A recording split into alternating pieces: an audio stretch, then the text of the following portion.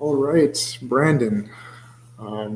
Today I wanted to discuss with you something that I had discussed with a few of the others in the TOE community, but I had not gotten around to discussing with you.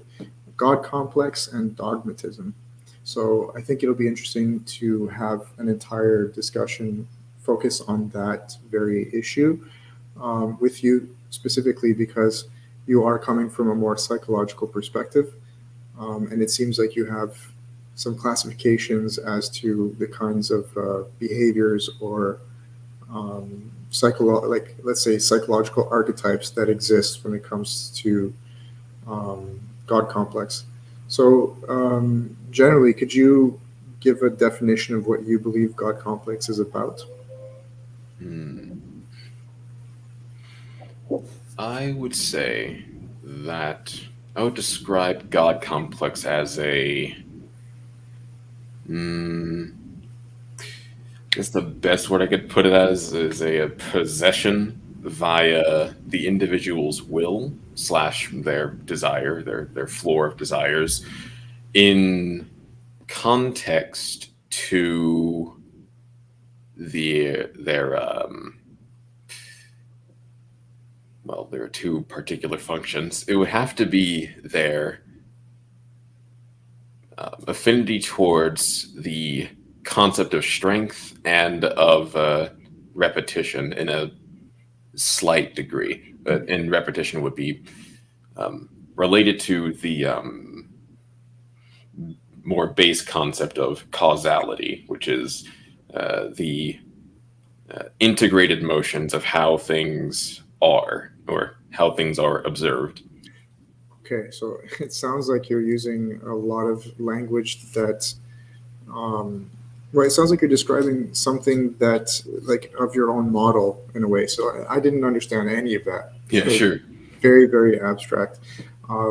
So that maybe we can start off with like what you, just a simple definition before we get into your method and classifications and Sure, sure, categories sure. and all that. Because everything you just discussed, I know has a very logical and straightforward reasoning behind it, and so that's fine, and we could get into that. But yeah, just a Sure. simple definition for now. That would be great. Like, what do you think God complex is?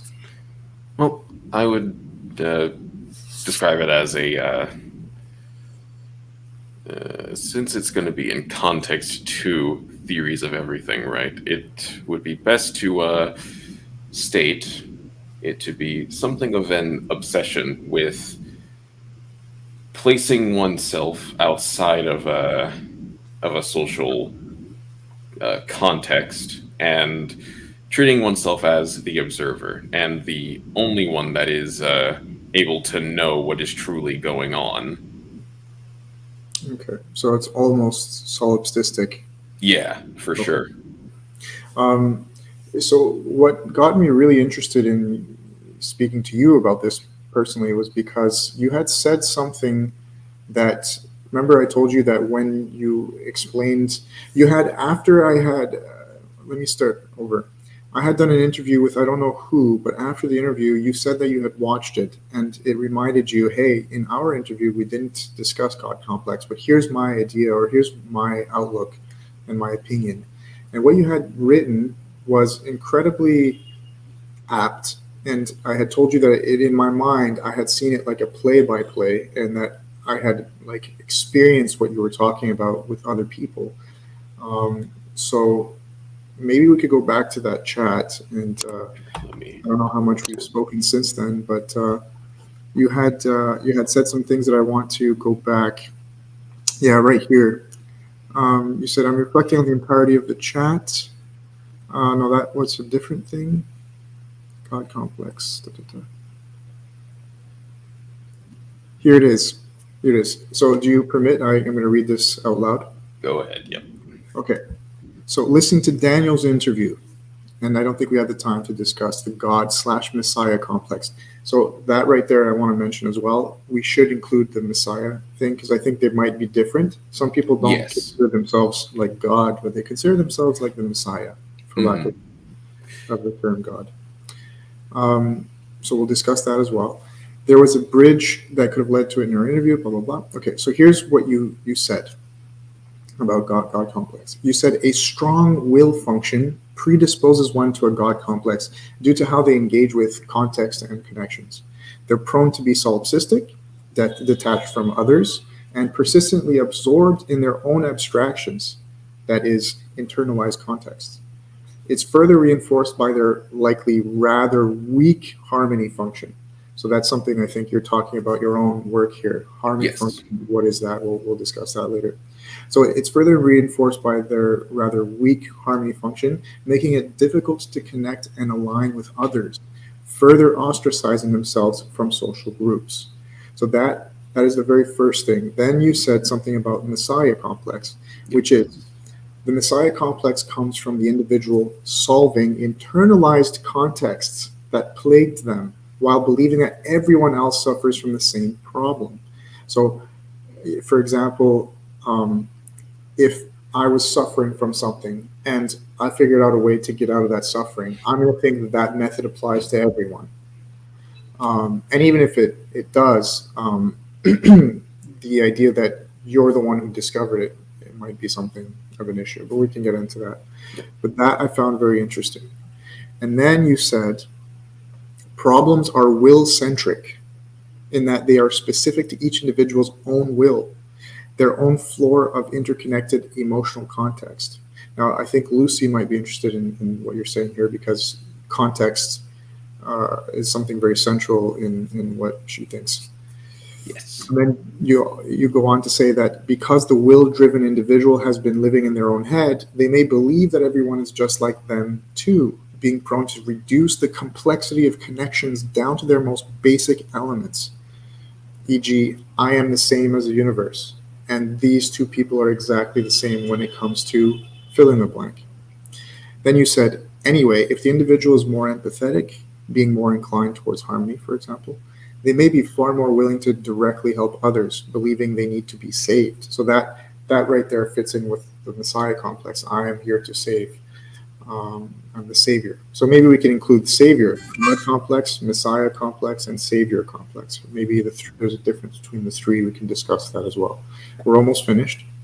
Often, resonance-driven people are highly messianic because they have a rather even measure of harmony and will. Jesus, I believe, was this very type. Resonance, in its general function, to understand and relate to others, makes them feel more able than most to help others. So that whole thing that you sent me, I found incredibly sophisticated. You interwove a little bit of your own work in terms of functions, right? What is a harmony function, resonance function, and how is that relevant to explaining God, Messiah slash Savior complex are things I want to explore with you. Yeah. Um, so let's begin with the. There's so much to break down there. There's so much there, but let's begin with these functions. What Sure. is the harmony function, and what is will centrism? What is the role of will centrism, and what is will centrism in your view?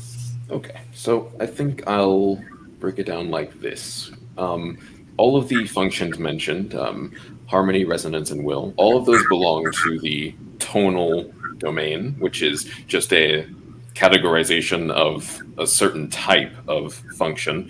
And tonality would basically be emotional affect, context, affection, etc., things of that nature. Um, when I speak about fragments in any particular way. Rather, a fragment is specifically just a specific um, archetype, a specific aspect. A fragment is, for example, Psychological archetype.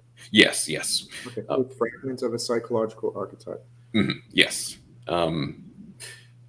Harmony, for example, would be one fragment. Will is another. Resonance is another. Right. Um, these fragments are defined by the specific stage at which they are um, the specific cognitive stage that the individual goes through when they are interpreting or being in the world specifically. Harmony is one could say, the first stage. It is external. It is caused on account of, or rather, it is engaged via impact. So when someone receives information, harmony would be the first thing that is related. The individual is immediately synchronized with what is being shown to them, for example. And then Are it they goes into, trying to harmonize information that they receive, or they are harmonizing themselves to that information? What do you mean? You see what I mean? I'm trying to render these things a bit more concrete, and maybe because there is so much to unpack and it is quite abstract in some way, but maybe we should begin by contextualizing God complex a little bit more. Like, what are we talking about? Why are we talking about it? Something I probably should have done at the very beginning. But personally, my motivation is that I'm observing God complex as a behavior, not only in the Toe community, but in general in the intellectual community, let's say. People who deal with ideas and who work with knowledge and so on. So I've seen this and also here in Colombia, I'm involved with a lot of communities that, for lack of a better term, they don't really like this word, but they are shamans. So people who work with medicines, let's say. Taitas is the actual term that they prefer here, the indigenous people here anyway.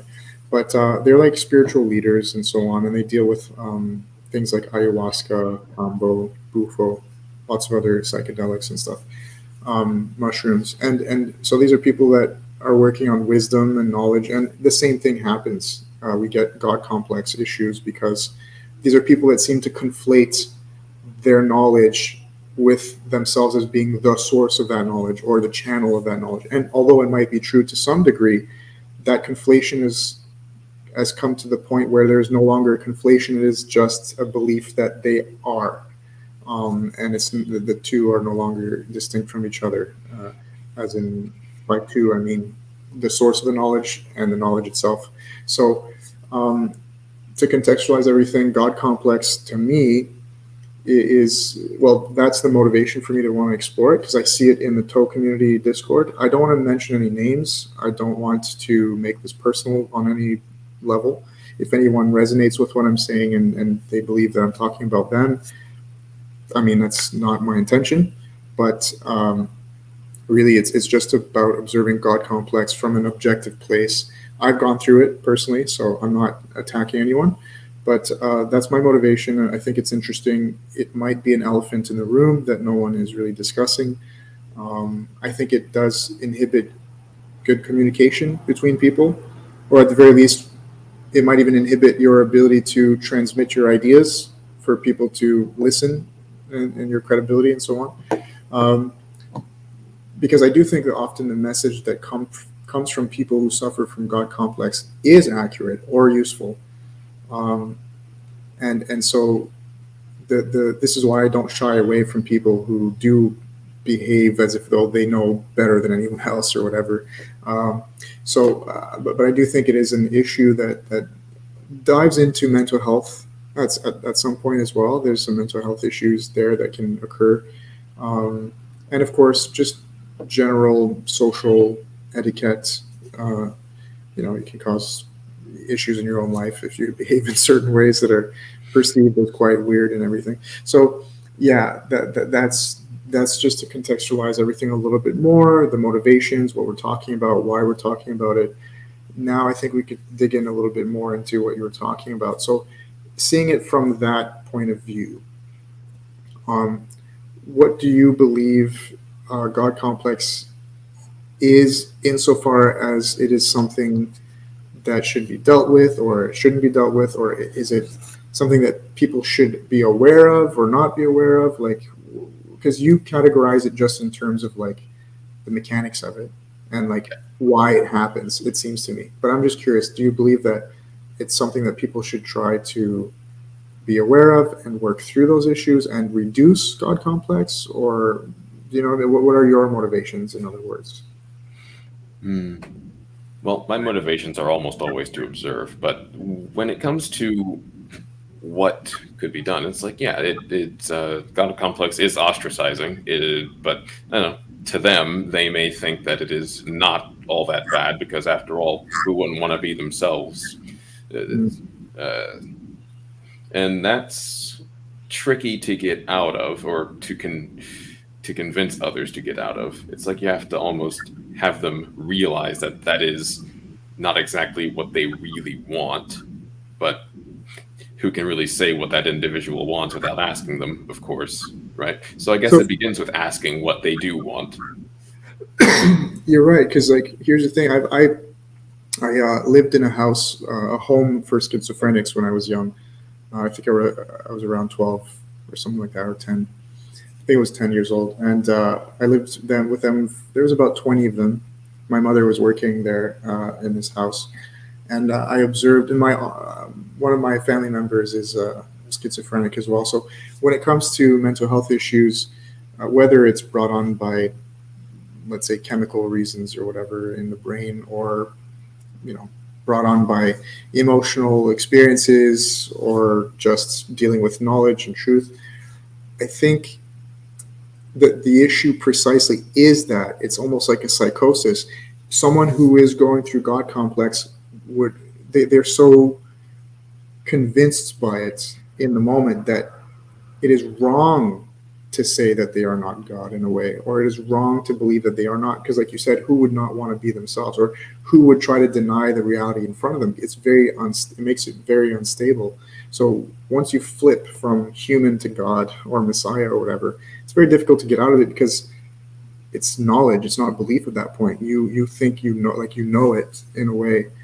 Now, I've never gotten to that level. I've gotten close to it, but I've always been able to observe myself going through that feeling and that notion, like, wow, why am I, so I don't know what it would be like to really believe it and to not be able to get out of it.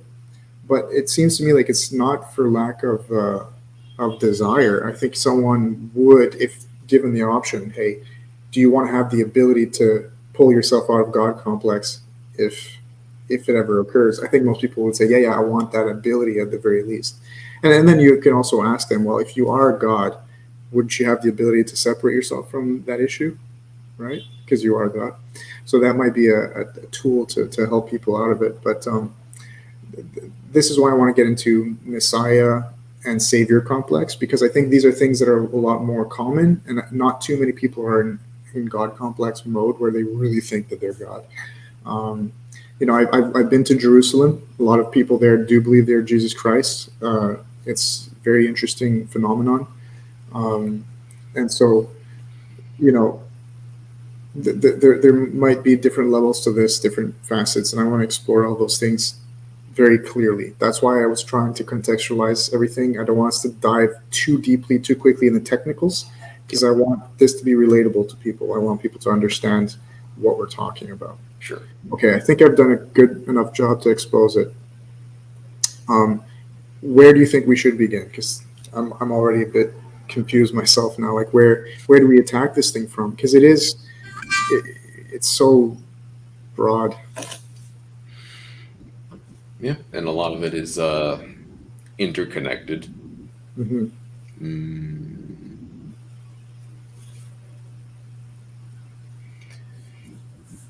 Well, the goal is mostly to talk about these states of mind. Yeah, and should we talk about like how do we get into them? What causes them? Because to me, again, I see a pattern here. There's two reasons people get into God complex. Yeah. One, the discovery of knowledge. There's something about, I think maybe in evolutionary terms, when you discover knowledge, which is why people gossip, by the way. People love hearing gossip, because when you have access to information, and by the way, this ties into conspiracy theories as well. When people believe that they know something that others don't, that's power. They say knowledge is power. So it's very easy for people to believe things that aren't true, precisely because it makes them feel empowered. And so I think it's just the simple action or act or receive, like the receiving of information, is what causes that state of mind, because it makes someone feel empowered. If I know something, if I just, so for example, if you've independently derived calculus and you didn't even know that calculus existed, right? And you'd be like, it works. Like I can do mathematics. I can like, send projectiles into space and it'll work and all that stuff. Well, obviously you're going to say, I have the power. Um, but you didn't know that it already existed, right? Like, so the interesting thing there would be, well, if you have the power to independently achieve knowledge that we all have access to, then you really are powerful. So there is a grain of truth there that kicks you into this loop that says, okay, even though I didn't create that information, I still have the power to wield it and to understand it and do it on my own. So it's very, that power empowering aspect, I think, is one of the things that creates this state of mind. And so, do you believe there's any other reason? Because that's the only thing I can think of. Yeah, that is one that I have thought about before we started the call. It was I'm not going to get into my own terminology here. I'm going to try to describe what's going on there. Um, it would be that those particular individuals that are, they discover or rediscover pre or already existing information through their own train of thought. They tend to have a not a great means of discerning and integrating information on account of them finding it difficult to do so. There's like an inherent difficulty in learning new things, and it's because their internal means of efficiency in doing those tasks are not as good as others. They can be very intelligent, of course, and they can definitely acquire high amounts of information, but they're not going to be too keen on parsing all of it. They'll just kind of take it in and then just kind of, for example, toss it into a bin and just let it sit there. And whenever they need it, they'll just pull out that information in a highly generalized thing. It'll be like a string of context as opposed to the thing, the specific strip of paper that they threw into the bin. It'll just be like, oh, I recall doing that like, I don't know, years ago or something like that. It'll be very non-specific information. But because it's all in a bin and it's not all sorted and there's a high degree of difficulty in sorting all of the information, the things that they do find and latch onto are the things that really uh, get them going. In context to God complex, it would be like, yeah, that the example of rediscovering calculus. It would be like they did all of the work. They try to make all these mathematical formulae, and once it all works, they go, "Wow, it works, fantastic!" And then they just get this emotional reaffirmation, and it just kind of fuels them into thinking that it is indeed their own thing and it never existed. But they never looked into it. They never went out to go find that information to see if it already existed. They just went, "Aha, it's here. I did this. It is all me."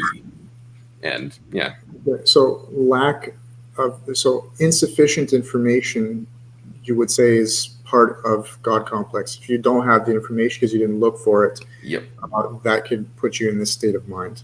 yep, In other words. and Also, you difficulty in mentioned parsing. Yeah, lack of specificity, right? yep, You have this bin of information and you're generalizing a lot. You never go and specifically discuss anything. So keeping things general is one way that someone can, making sweeping statements in a way, can make yeah, someone believe that exactly. they are God in a sense. Yeah, So, and if they generalize enough, it's just like, oh yeah, this fits in here. Oh yeah, this fits in here too. Oh yeah, yeah. It'll just keep going. Yep, okay, so it's like a catch-all, basically. yep. Basically, If you say like, look, existence is everything, Well, then when someone says, well, it's not this, you'd be like, yeah, well, that fits into the existence of everything. Yep. So catch-all term, generalization makes you feel empowered. Very interesting. So now we have three distinct reasons for what can cause the state of mind.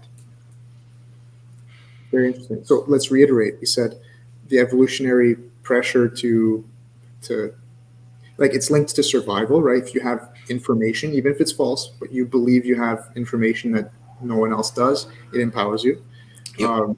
For survival reasons. Then we said lack of specificity, so creating a general catch-all terms, which makes it easy for you to convince yourself everything that you're talking about fits into something I've already discovered. And and the third was Is not looking for oh, yeah. information. So insufficient information, not looking for things that already might exist alongside yours or previous to your ideas and so on. Yep. Very good. Like we're starting to get more concrete here. There is one more. It kind of ties inside with generalization, but they also have this tendency to play deeply into confirmation bias, and that just reinforces their own thoughts. Okay, can you come up with an example? Yeah, like Like playing into confirmation bias. Like first, can you give an example of confirmation bias, maybe? yeah. So when they when I need words, I need words. It's like they have an idea and then they want to see whether or not it's true. They go looking for the information, but they only, hand pick things that confirm the thing that they thought of already, as opposed to looking to contrasting Yeah. things because they don't want this emotional disruption of it being wrong. Yeah. So the basis for pseudoscience, basically. Yeah. Yeah. Okay. So looking for information that confirms your hypothesis. You're trying to confirm, and so playing into that is just basically meaning, being subject or victim of confirmation bias. Yep. Okay. So I just want to make that clear. What did you mean by playing into that? So that would be the fourth thing that, let's say, maybe expands your state of mind of God complex, right? Oh yeah. Because you're confirming, it depends what you're confirming. I mean, if you're confirming that the Eiffel Tower exists, you're never going to believe that you're the one who origined it or, built it with your mind somehow. But if you're playing into confirmation bias insofar as the ideas that came from you believe, then of course that inflates your sense of God complex. I don't know if it would put you in a state of God complex unless you start with the hypothesis, I am God, and then you start to look for that information. But I don't think most people start with that.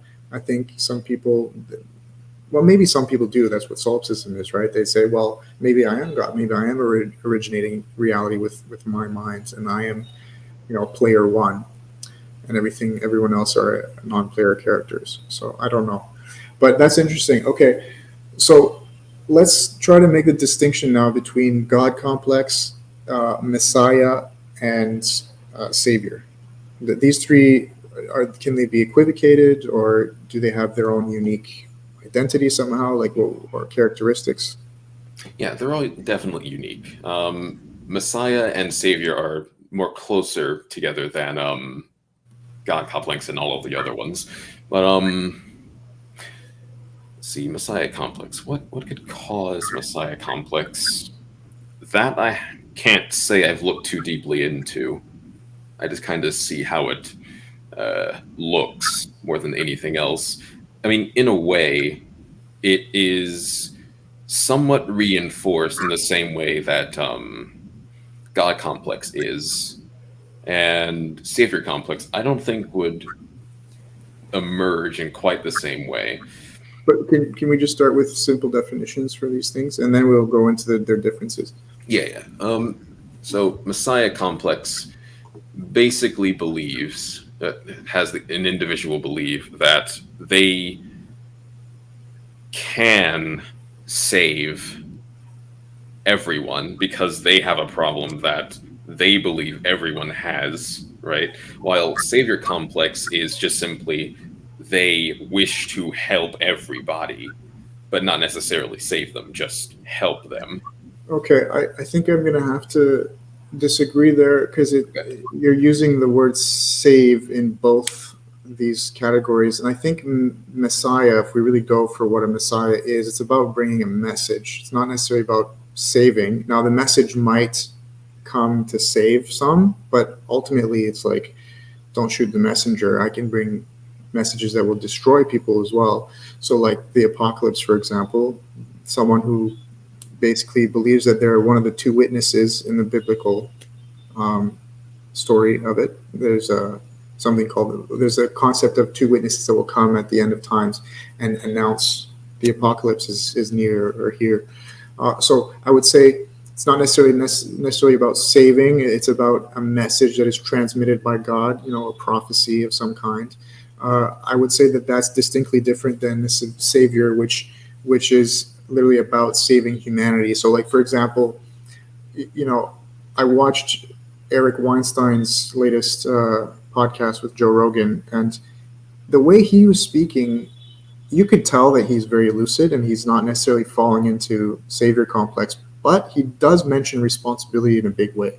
I mean, he says, look, I'm not even a physicist uh, or a mathematician, but I already feel that I'm responsible for, you know, what's going on today because we are, going to kill ourselves. So I think humanity is literally, it's almost 0 hour, right? And us in the public intellectual sphere or whatever have a responsibility in some way. So that's definitely bordering on not savior complex, but because I think that is rational and you can feel responsible. If you do have the knowledge or the ability to save, then you should. I think we teach that in society in general, and I think we're probably evolutionarily programmed for it as well. But there's nothing wrong with that. But at the same time, um, like, where do you get the authority first to say that you really have the capability even to help everyone? Like, I think that's where it borders on, like, you know what I mean? Like, so Einstein, his work led to the ability to harness nuclear power. Now, that is helping the world, but you can't view it that way. That the moment that you take on the responsibility on your shoulders that you have to help every single human being, I think is starting to become a complex because no one human, like Einstein, couldn't do it alone. I mean, it took a bunch of other people, right? It took the whole Manhattan projects, Oppenheimer, and so on, for people to make that work. Nuclear fission, that is. So, do you see what I mean? Like, you gotta kind of realize your place. That you might have a piece of information that is key, but so is everyone else. They're all keys that are necessary or required to saving or to making something work. So that level of humility is required for you to straddle the line between falling into saviorism as a complex and just saviorism as a responsibility that is, socially encouraged. Do you agree or disagree? I mean, I can only retain specific definitions of those terms. I mean, if you want to speak about the ones that you spoke about, then we can. But yeah, sure. Um, in regards to saviorism and savior complex, yeah, no, those are definitely almost coinciding in my own head. But Mhm. uh, yeah, Because no, so I just wanted to draw like that picture for you to think like that's what saviorism is to me. I think the messianic thing is a little bit more obscure. It'd be a bit more difficult to pin down, but I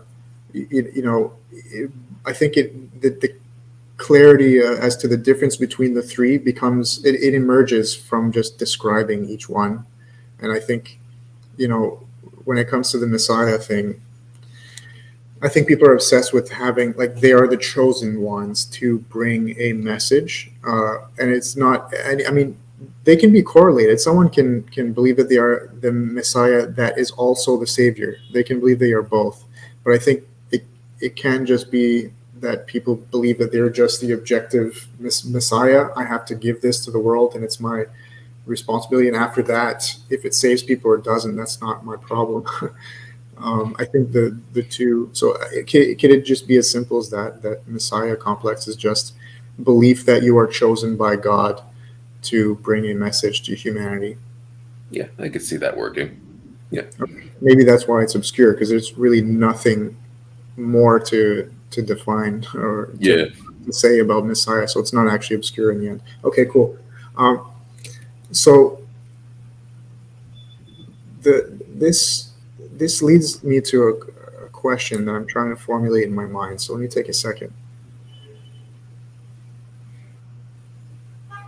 Well, before I do that, do you have anything to add insofar as definitions for these things?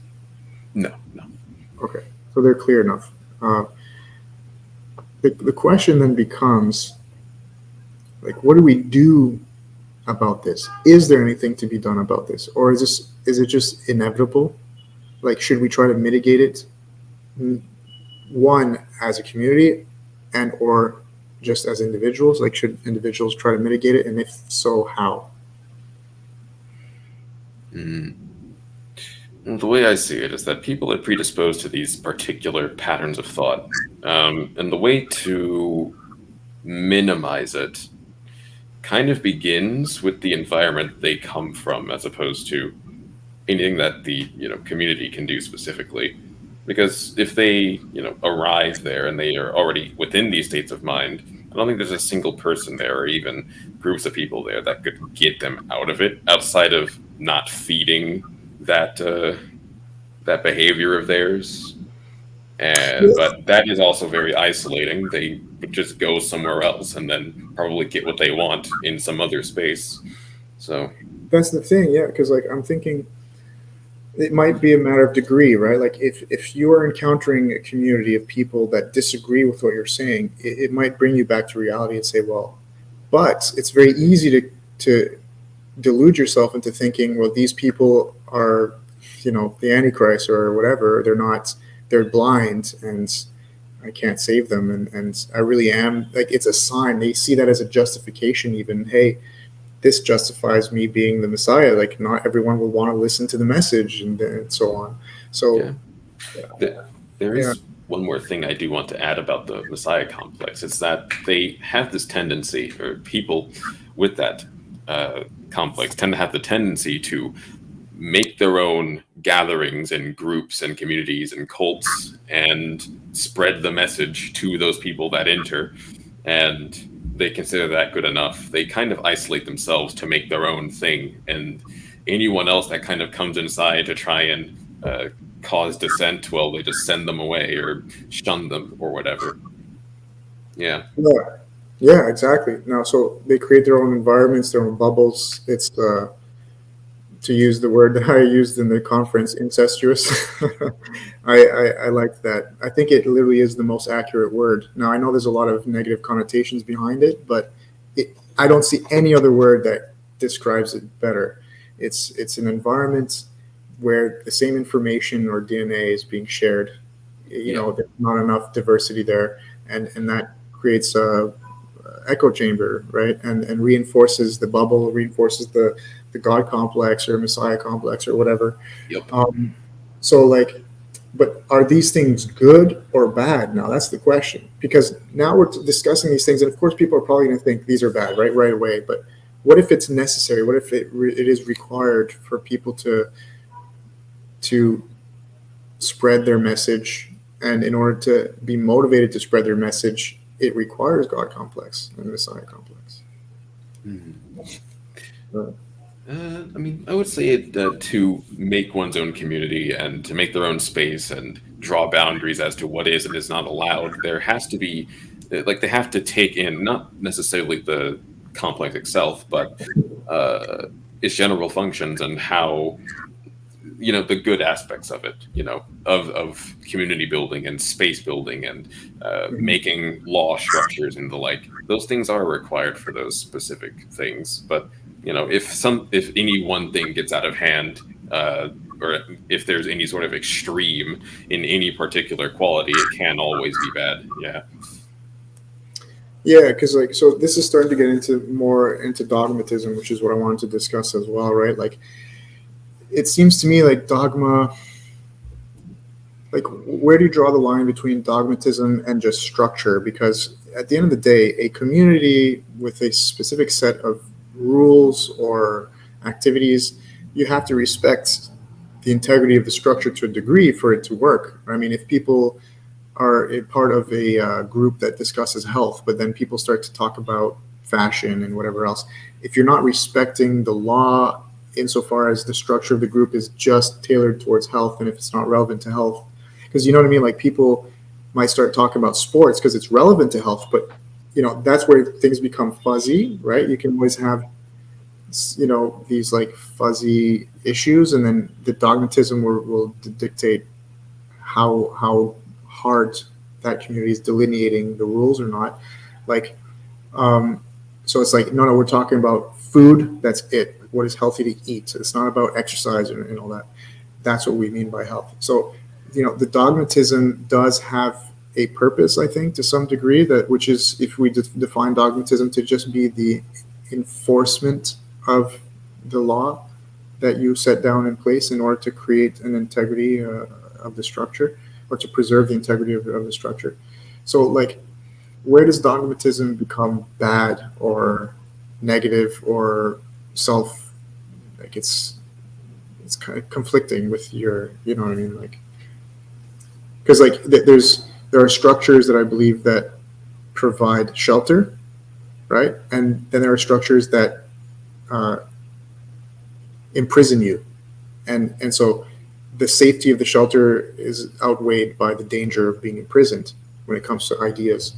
So at what point does dogmatism enter that realm to you? Like, would you say that some people's structures, for example, that only have one thing you have to abide by, like no exceptions, is that would be okay? But if that thing to abide by is evil, right? They say you have to have sex with the cult leader, for example, right? Like, obviously, even though it's just one thing and you can do whatever else you want, it's still dogmatism to the degree that it's negative, right? So do you see what I mean? Like, I'm trying to parse out the complexity here. Like, it's not so easy to just say dogmatism is good or dogmatism is bad.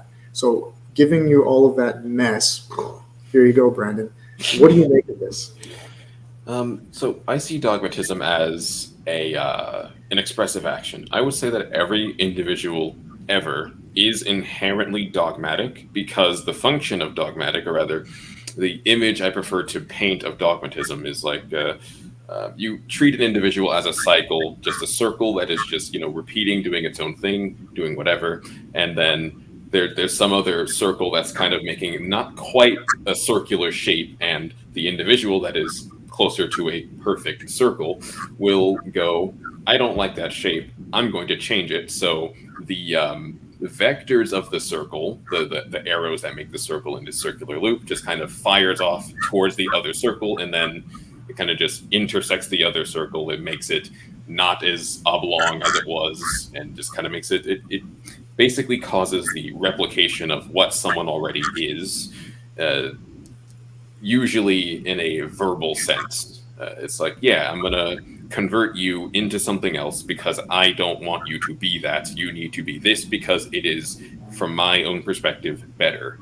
And yeah, no, it destroys the structure of someone else in favor of a pre existing thing. And that can be good if the dogma, the expressed language, is actually beneficial. But if done improperly, it can harm the other structure, the other person slash individual. So there has to be specific approaches if you want to change people, as opposed to just forcing them into a different structure that they are not accustomed to. It's like trying to get people to adapt. If you make someone adapt way too quickly, they will probably break. If you do it slowly, incrementally over time, it's not as bad. Um, but again, it very much depends on the message and the content of what is being expressed, and not so much uh, the frequency or degree of what is expressed, if you know what I mean. Okay, so if I can reiterate that in another simpler way, are you saying that it depends what output? like the actual content of the message or what is being enforced, rather than the degree to which you're enforcing? Yes, that's what I would say. And also how quickly the changes are happening. Yeah, yeah, Because I again, if agree. it's too quickly, it is going to be bad more than likely. Yeah, even if it's good for you, like people never adapt too quickly. I mean, you can't. For example, if tomorrow the temperature plunges to like -50, well, people can't adapt that quickly. But over time, it's possible that the human body could adapt to that kind of weather. I mean, we survived the last ice age probably because our bodies were able to handle that kind of cold at some point. We had Yep. more fur and stuff like that on us. Yeah, it was just a So steady shift, and we adapted. Yep. yeah, I agree with that. So it's interesting. That's why I was thinking it's not necessarily cut and dry that dogmatism is necessarily bad, or that people have God complex is necessarily bad. But I think if it becomes destructive to yourself or to your community, um, obviously it could definitely become bad. I think the potential is there for things to become good or bad. And again, there's a degree of relativity there as well. But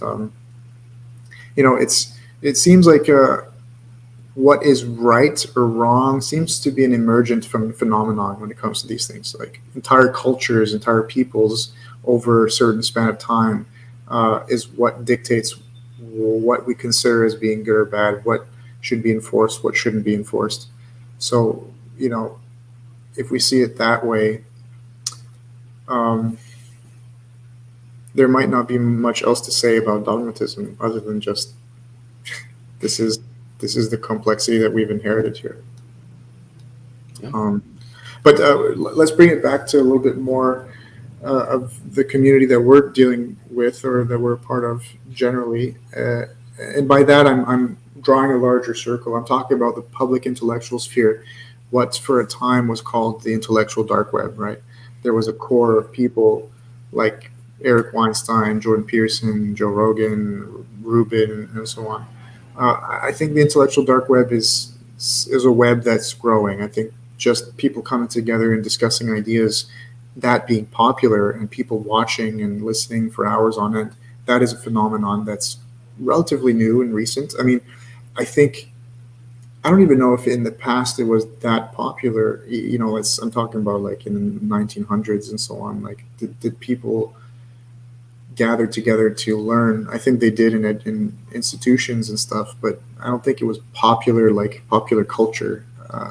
So I think it's a relatively new phenomenon, and so insofar as the community of people coming together discussing ideas, God complex, Messiah, saviorism, dogmatism, in a bit of a yes or no kind of fashion, I want to force you into the dilemma. Sure.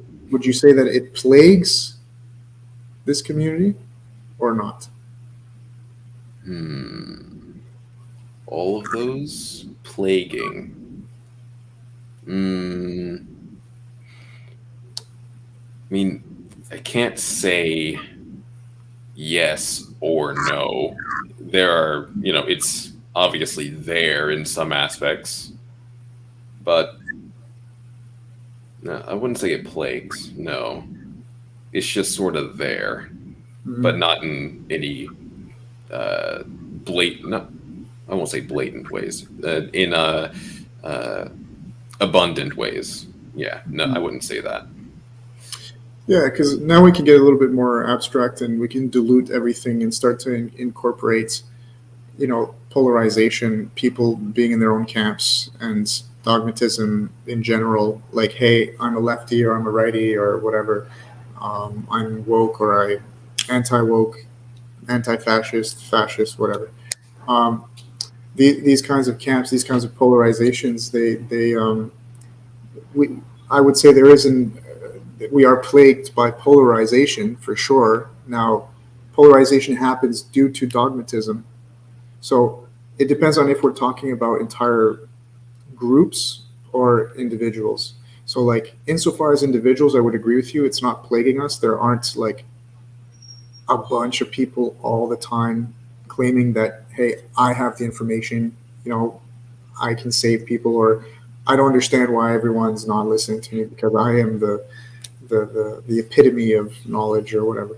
I don't think that's so common, but I do believe that people in the same breath or in the same spirit do the same thing, but insofar as their group, not me as an individual, but my group, my belief system, right? It's proliferated in religion, for example, and in political parties and so on. So that's my opinion. Um, do you disagree or agree? Or I don't disagree. From what media portrays and what people within this in front of media and also just kind of watching it all the time, yeah, they'll probably see the same thing. If Mhm. you go to like people that are just out there in the world, not really paying attention to much of it, well, they're probably not plagued with any degree of polarization. They're just kind of living their lives, probably. Yeah, well, here's the interesting thing. I want to turn this into much more personal. Sure. You, Brandon, as the observer, right? Like, because you're just observing, insofar as what you've proclaimed, like yourself. I haven't put words in your mouth here, but Sure. you've said it multiple times that you observe. You tend to just like to take that seated back position. Is that in some form, maybe not God complex, because it doesn't necessarily point to the fact that you believe you're God, but are you behaving like God? Do you take a do you get a kick out of it? Like, hey, I'm being the observer here. Well, I will say that I have those tendencies within me. Yeah. I So already know. I know okay, what I am. I psychoanalyzed myself. there you go. So that leads me to a very particular paradox that I've personally struggled with. The humility aspect. I want us to discuss humility here. Sure. Because if you are humble enough to say, I am going through God complex, or I've dealt with it and I don't, and just because you don't say you are, but you, it's kind of like Canadians, right? Like people always say, like, what do you Canadians think about Americans, right? And we never say we're better than they are, but we do believe it, right? So, you know, uh, I personally don't. I don't believe, it's funny. I'm Canadian, you're American. I just realized. Um, I think I did in the past. I did definitely think, yeah, we're better. And I think maybe to some degree, I think we are in some way, but, better in relation to what? That doesn't make really any Yeah. sense. But that sort of tribalistic desire to believe you're better than another group, it's in me as well. So does that humility, like, interestingly for me, that humility, it also pushes you further into God complex because you say or Messiah complex.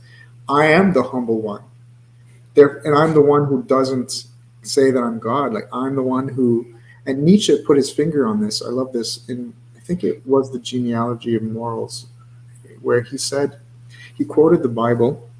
It was the quote when, and this is a, paraphrase, those who are,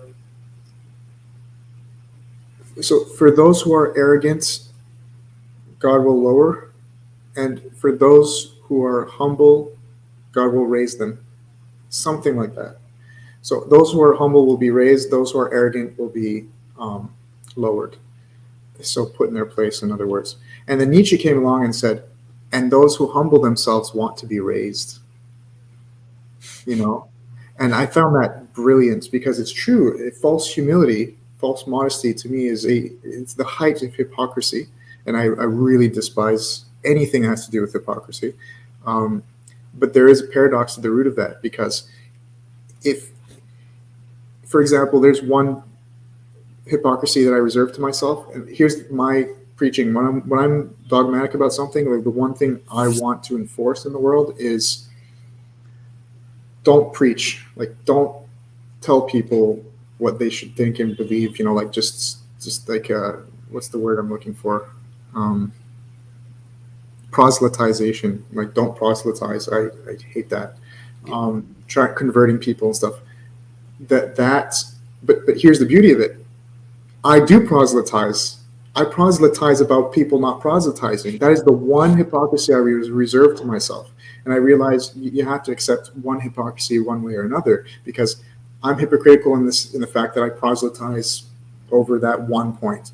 But I think that's better than proselytizing about just any whimsical thing you want to proselytize about. Just, I'm a Cubs fan and you're, not, and so you should, whatever. That was a bad example, but um, like, so to me, if you are humble, it's a similar kind of paradox. If you are saying to yourself, look, I am the humble one, maybe, and I'm not telling others that I'm God, and I'm telling others that believe that they're God, that, that they're not, in a way. Like, I'm trying to help them out of that. Like, that might make you think that you are God, in a way. There's like a loop there, or the Messiah. So I've personally had that experience. I've never discussed it publicly. I've discussed it with my mentor, actually, but never in a public fashion like this. So, I'm aware of that. I'm aware that it can get that interesting or that complex. So I don't know where was that leading to a maybe that was just a statement or something. But I don't know. But do you have any comments about that? Have you experienced that yourself, or? Mm, I wouldn't say that I thought too much about humility. I mean, I have a definition of humility, like, and beyond that, it's like, I don't know. I'm just kind of here. Yeah, Yeah, I mean, yeah, I've suffered with aspects of God complex before, and I lowered myself out of that steadily after realizing that, well, I don't know everything. That's literally impossible. I can't fit the world in my head. That sounds like madness anyway. So yeah. See, that must be the underlying motivation, because you can't literally know everything, but is there a way to find some kind of knowledge that packages everything, and so you do technically know everything, so you convince yourself that you do, right? So that's what's interesting. I think that a lot of what might be motivating people towards theories of everything is this idea that it's possible to be that one. It's like a rat race. Like, hey, maybe I will know everything, and then I will become God in some way. It's subconscious. We don't think about it that way, but the underlying motivation might be that. Because again, I think people are predisposed towards information and knowing. People don't like to not know. So it might also be fear there as well as a motivator, like fear of the unknown. Um, and so you necessarily make yourself into God, because if you're God, you know everything. If you know everything, you're safe. So there's so much complexity to this, and I think it's important to talk about it. I think it's important to discuss it. And just talking about remedies here before I move on to a question that I have for you. Uh, I met a guy recently who told me that, James, focus on the message, not the messenger. I can be the messenger today, and then tomorrow I'm not. I'm an idiot. And then someone down the street, maybe a 3-year-old kid, whatever, or a insane person or whatever. So, like, focus on the message, not the messenger. And we are all messengers in that way. That I found to be interesting. It can kind of ground you a little bit. To me, God complex comes as a flare up. It doesn't come as like a constant thing I have to battle every day. It's just if I've, like, the other day or a couple months ago, I had this sense that I understood something about Heisenberg's uncertainty principle, and I was like, I understand why Heisenberg's uncertainty principle is what it is. Like, I've couched it in a higher truth. Oh my God, And that day I was so happy. I just felt like I was floating around, and I was so channeled into everything that I felt, conflated with God. And so it really only happens when I get these, like, information dumps, in a way. And it's ironic, because it is a type of humility that will open you up to receiving information, and then as soon as you receive it, it kind of closes you up and you lose the humility. So it's always this, like, practice of trying to stay open no matter how much information you get, and to stay humble, which is interesting. But again, I think that humility paradox, we can call it now, is an issue that makes it challenge. If it didn't exist as a paradox, then it wouldn't be a challenge to stay humble all the time. So Yeah. the more you learn, the more you have to struggle with God complex, in my view. It's like climbing Mount Everest. It gets harder and colder the higher you go, Yep. less oxygen there. Okay, so that leads me to asking you: Do you said you've dealt with God complex aspects? So can you go in a little bit further into detail there? Can you give a bit more, let's say, candid information?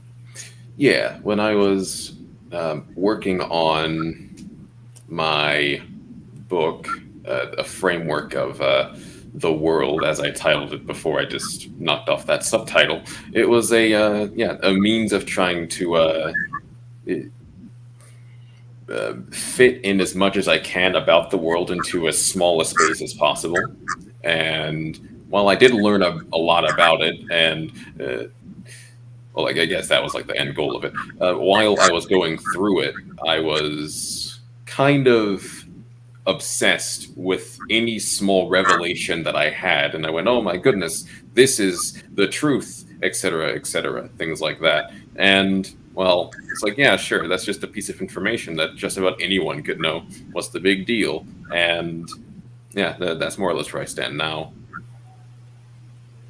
Mhm.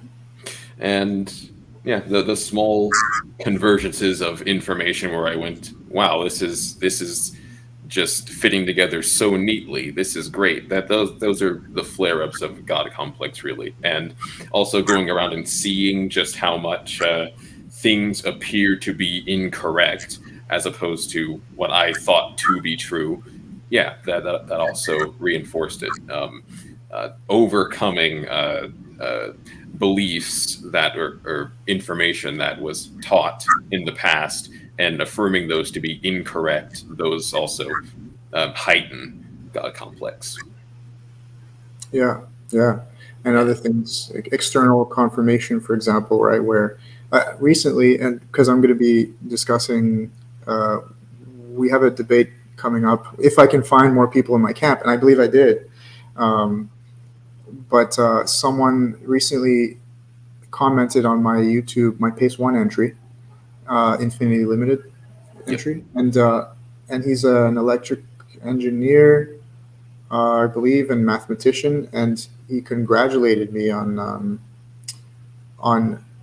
finding a logical proof for what he considers to be a new axis in the division by zero thing, like Ramanujan. He was talking about, Ramanujan. You Yeah, heard? I've heard of the. Yeah. Oh, okay.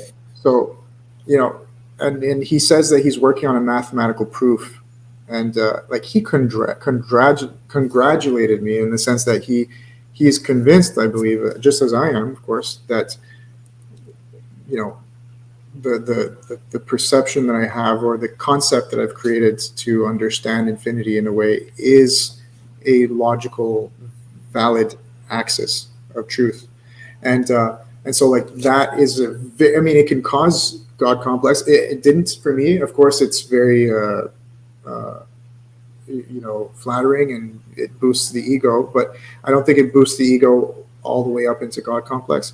But I think it's possible for things like that. Like if like several people come up to me like in the same day, and they say, "Oh my God, you're brilliant. You do this, you do that," and and obviously enough ego flattery can boost you into God complex.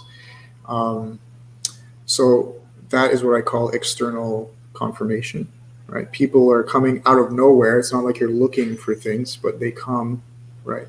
And you have to ask yourself, well, it's not exactly out of nowhere, is it? Because you put out an idea that attracted a certain person. And if you take into account that we are many people and that you're bound to have someone that agrees with you, then you realize, well, it doesn't make you right. It doesn't make you, the god of anything, or that, because you're bound to find someone that agrees with you, right?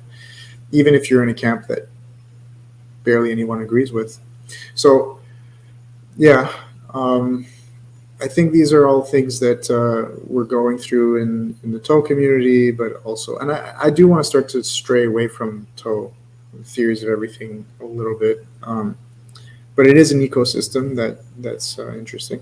Do you have anything else to add? Do you have any more remarks, things we haven't covered? I know that we didn't get into your categorization. Maybe we can do that. I mean, it's not super necessary since the parameters of what you wanted were pretty laid out. Yep. Yeah, I mean, personally, I wanted to express a lot of my positions and my experiences and my outlook on this stuff. I am the one that seems to have been more interested in the God complex issue, but I at the same time wanted to get more of your opinion, not just to get you to agree with me or disagree, but to add on to things. I think you have made some contributions there, um, particularly into what creates these states of mind. So I think we should go into that a little bit. Let's go on for another 15 minutes, let's say, and you can discuss your categories, but I want them to be clear. I want you to contextualize them first so that we understand what you're talking about. Like when you say harmony, when you say, so first off, you've come up with a system to categorize the psyche of people, especially people who, you know, deal with ideas, it seems like, which is why you seem to be very useful in this community.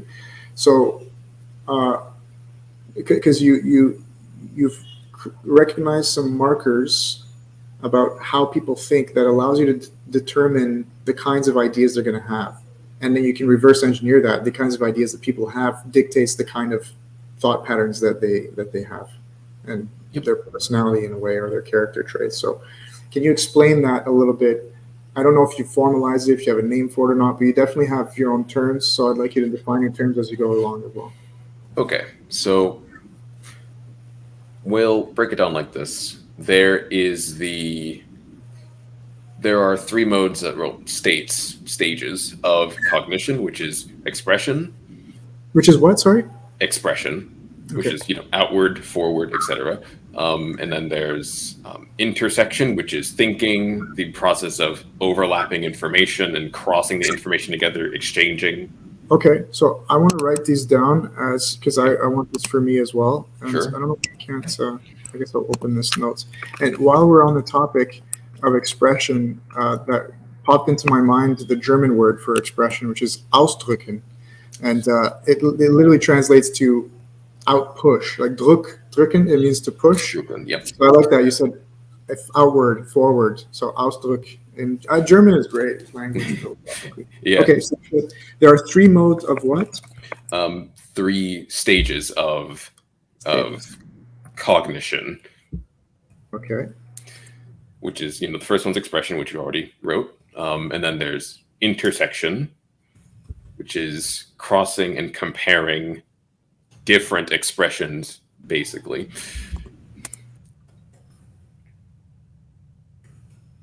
Cross comparing. What's the other term in statistics? Cross referencing. Is that a better? That also works. Yes. So expression, cross referencing, and impression, which is the floor, the content itself. Contents. Which is basically also memory. Okay. So the three fragments that I listed for this particular video, each of them fit in one of each stage. Harmony is expression. Resonance is cross-referencing. And will is impression / memory. So expression, so harmony fits in with an expression. What fits into intersection? Resonance. Resonance. And then in impression? Impression is will. Will. Okay, so we're talking about harmony, resonance, and will. So you've referred to these harmony, resonance, and will as fragments? As fragments, yes. So there are more than just these three? Yes. Okay, so within expression, for example, so we have stages and fragments so far. Within the three stages, you have multiple fragments, but you only mentioned three in regards to the God complex thing. Yes. Harmony, resonance, and will, which respectively enter in expression, intersection, and impression. Perfect. Yes. Now, to describe harmony. Harmony is basically outward emotional affect. It is to. I'll let you write that down, but that is in short what it is. Um, and then we'll use will as a contrast against that, because there's outward through harmony and inwards through will. Will is the solidification of desire. Okay. And resonance is the contrasting of desire, the comparison of desires. Okay. Interesting. So that's starting to get more abstract, but we should start to discuss, what do you mean by like outward emotional affects? What do you mean by contrasting of desire, solidification of desire, and so on? Okay. So starting with the contrasting of desire, it would be you have an individual that is able to notice where they are in relation to other things, and they're very, very attuned to that. They'll probably be, if you were to put them inside of a network of some kind, and sort of a networking event, they would probably not be too keen on interacting with others, not that much. They would know how far away they are between people emotionally. They would be able to tell when they are, resonating with them. They would be able to tell. Okay. So it sounds to me like it's the ability to understand where you are in the hierarchy Yes, in a sense, more or less. of the community or of the network. Okay. So yeah, because now you're talking about desire. Now I know contrast is a good word, but I don't know why desire comes into it. Desire, it's focusing primarily on emotion, and that's what the basis of emotion is to me. Okay. It's like affect, desire, emotion. That's sort of the realm I'm working with. Because it seems to me like there might be some truth there, in the sense that, so apparently there's a mechanism that regulates our position in the hierarchy. Like we understand where we, if you enter a gym, like a locker or whatever, a locker room in a gym, you start to see like who's got bigger muscles and who has more confidence, who has more money, who can lift more, whatever. And these things actually regulate, like you compare yourself based on data, and you place yourself in a hierarchy. You know that you are on this level of cool, like you're this close to like the cool guy, or like the tip of the hierarchy, or whatever. And so, but then there's also what you could describe as desire. So you might be placed in a certain like level of the hierarchy, but then you might have the desire to be placed somewhere else, like higher or lower, like you want to distance yourself from it, or you want to get closer to it, whatever. So is that what you're talking about? That particular explanation that you just gave is another cross-referencing fragment called presence. Okay, so contrasting of desire, I still don't understand it. Right. I might have used desire improperly here. It is the comparison of emotional affect, just specifically emotional affect. What you described, presence is definitely orientated towards degrees of hierarchy and where one stands physically in some place in comparison to other things.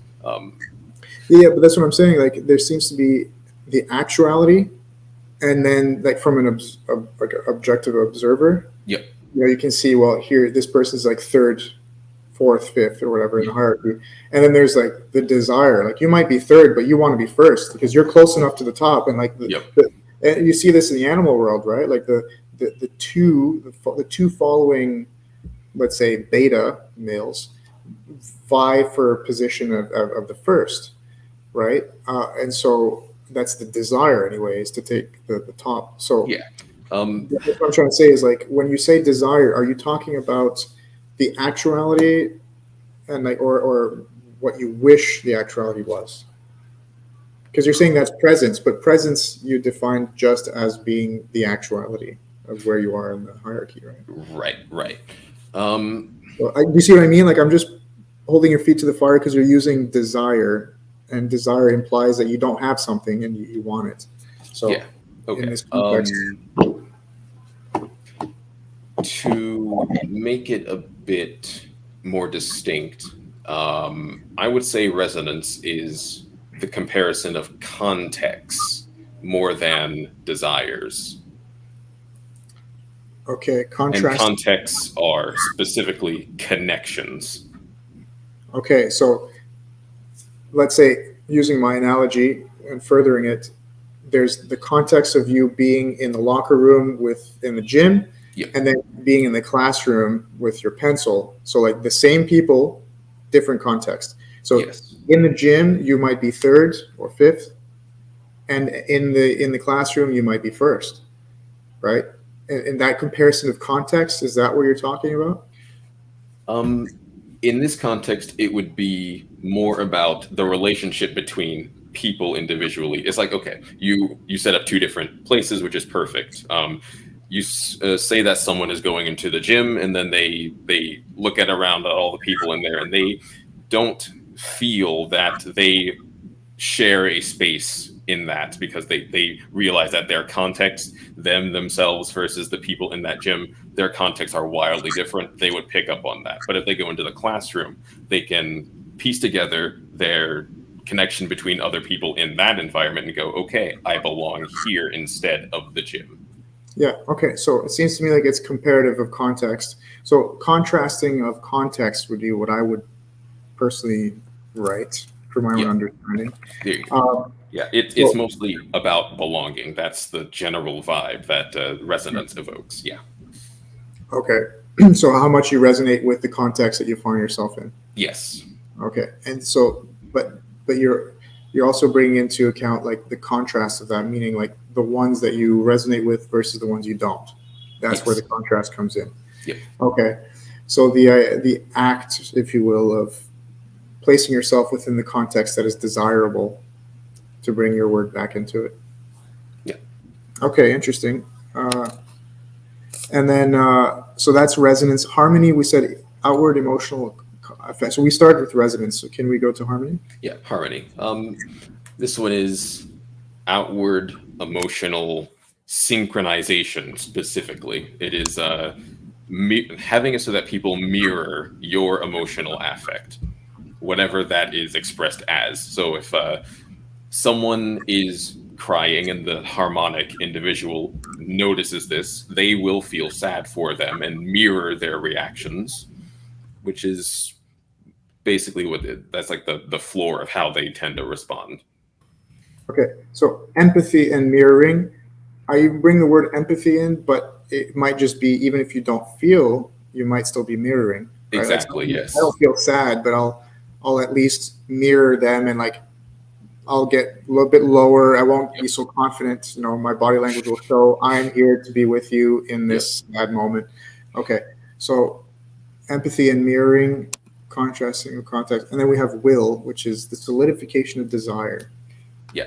And if we're going to replace desire with instead context, then it would be the solidification of connections and stacking those on top of each other to make a network of connections. Okay, so it's to create a network of connections. Okay, And basically to make a totality of connections. Yeah, that's basically all it is. all right. So to reiterate, we have will, resonance, and harmony, which respectively enter in impression, intersection, and expression, which are stages of cognition. Yep. Now, you reference this quite strongly in your description of God complex. How does this relate to God complex? All right. So God complex is will centric, which means it orbits around the concept of will primarily because they are lacking usually harmony, which is they don't want to mirror other people's things. They want to sever themselves away from other connections and want to integrate and heighten their own internalized connections. And they will not enjoy seeing any other connections that are not fitting inside of their own. Because, of course, those internal connections are also inherently emotional. They don't want any disturbance there whatsoever, usually. It's pretty cool, man. I mean, it all just crystallized right there in one interesting, very efficient Yeah. sentence. So if you could say it this way, will is inflated and counterbalanced to harmony, and so the harmony goes down, will goes up, and resonance is the pivoting point. Yeah, resonance is usually what they use to filter in the information and discern which things fit and which things don't. I mean, that's brilliant, man. Okay, that is so when you see the markers that dictate someone exercising their will a lot more, then you can basically state that they are in God complex territory. Yep, that's right. Oh, yeah, okay. Yep. Brilliant, man.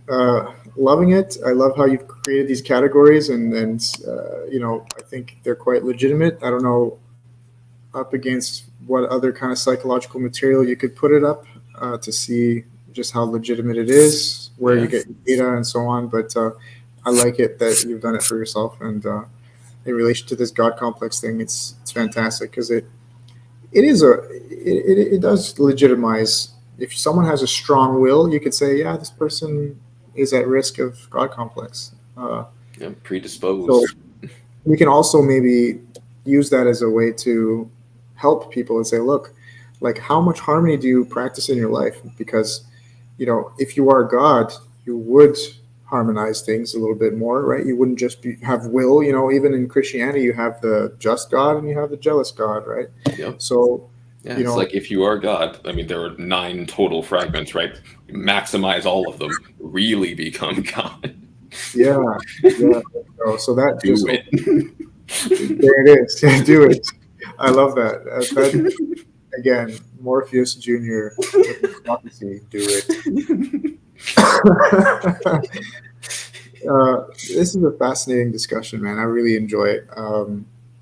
Again, I want to thank you for the. But before I sort of come to closing comments, do you have anything you want to add or anything you think we missed? Nothing really to add in terms of the discussion, but I will say that I am going to be writing more extensively about all of this work that I've been discussing, really my own personal work, and sharing it to the public and Okay. teaching people about these concepts because I do believe that they are helpful in some aspect for at least a framework to look at the world, and people can dismiss it or take it in as they so please. Yeah, that's interesting. Like, I want to support you in that. I think it would be. I would like to learn more about your system of categorization here, and as well, I think people should use it more to determine to do more self introspection. Let's say, Yep. and but insofar as will, I hadn't thought about that. If you exercise so much will, yeah, it brought me to the question of virtue. Like a lot of people with God complex, they have no virtue. I mean, it doesn't matter how sophisticated their theory is or their message is and how true it might be. It could be more true than anything else. But, you know, God invokes a lot, like the word God invokes a lot of morality. And we don't see much morality thrown, like we're not discussing morals really at all that much in the Toe community anyway. Insofar as etiquette on how we should behave with each other, yes, because we've discussed a little bit of like political correctness. Can we say certain things? Can we not say certain things? And we do see a lot of. Sometimes we see some spats, people going back and forth. The monkey brain pops up, and we start to insult each other and all that. So that's normal, but morality doesn't come in too much. And I actually do have a large part of my philosophy, which is called paradoxism, discusses morality. I've actually, from my world, from my view, I believe that I've mapped on a 1-to-1 ratio. Our systems of morality literally directly come from our physics and metaphysics. It's pretty cool. So, virtue seems to be a major part of a theory of everything, because ultimately, if you determine that a theory of everything or a unified theory would ultimately be to help you figure out how to live, right? Or give you meaning or something, or how to make decisions in real time, that sort of thing. Like the utility of a theory, right? Like, I don't think people are just doing it Christopher Langan said that once. He said like it would feel pretty good. So just purely enjoying understanding God or understanding everything is a good motivation. But my personal motivation was to know how to behave in the world and to behave morally, to behave and to have purpose and derive meaning. So to me, these purpose, meaning, morality, these are the three things that motivated me, and I believe motivates everyone that joins a religion or just practices spirituality. I think every human being has those desires. So it's interesting that we see these people with God complexes who have the exact opposite of virtue. They're like incredibly rude or incredibly impatient or whatever, and it's like, well, just how much of a god are you, man? Like you're more like the devil. I don't know. But again, these are arbitrary distinctions. They're kind of relativistic. So, maybe we have a pantheon of gods. The Greeks, the way they viewed gods, they weren't perfect. They weren't like, virtuous necessarily. They had jealousy. They had very human qualities. So I think the Toe community is more of like a pantheon of gods in a way. Um, anyway, man, I really appreciate your time and your opinions and the opportunity to help myself kind of express what I had like sentiments on the topic. I think I can let it go now. Just point to this video, say, hey, if you want to know about what I think, just watch this hour and a half. I'm gonna let you go unless there's anything else you have to say. Nothing else. No. All right. Thanks for listening, guys. Take care.